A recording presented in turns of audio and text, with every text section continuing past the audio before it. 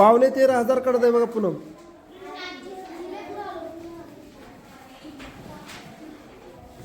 पावणे 13,000 म्हणजेच किती? 12,750.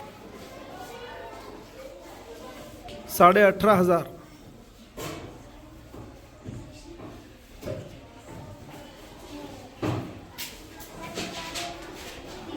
म्हणजेच किती झाले ते?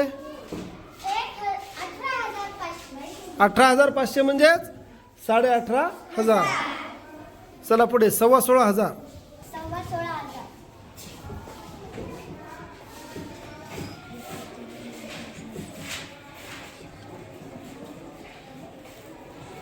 बरोबर आहे का रे?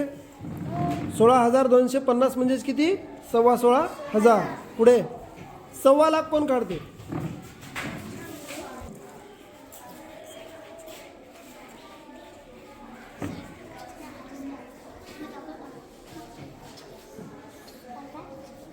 बरोबर आहे. म्हणजेच 1,25,000 म्हणजे 1.25 लाख. पावणे 3 लाख.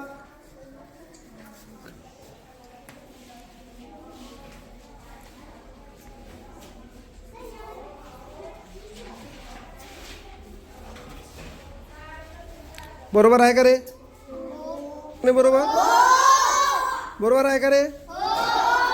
2,75,000 म्हणजेच किती? पावणे 3 लाख. 5.5 लाख कोण काढते? 5.5 लाख.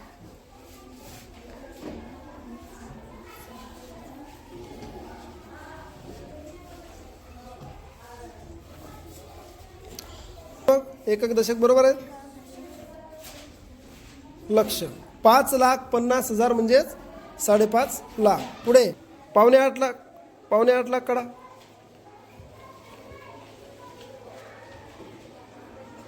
तुम्ही सर्वांनी बघा बरोबर आहे की नाही रे? बरोबर आहे का बघा? सांगा ना. बरोबर आहे की नाही? बघा पावणे 8 लाख म्हणजे 7,75,000. 9.25 लाख काढ.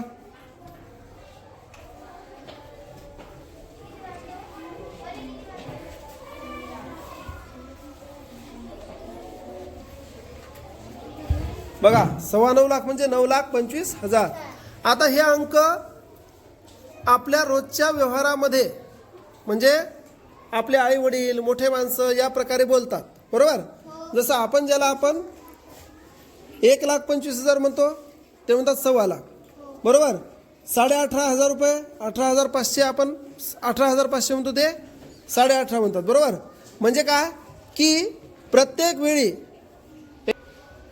हे सगळे जे अंक आहेत हे अंक आपण जे अंक शिकतो तसेच आहेत, परंतु बोली भाषेमध्ये आपण त्याला कसं म्हणतो किंवा आपले आईवडील कसे उच्चारतात त्या प्रकारे हे आपण सोडवलं.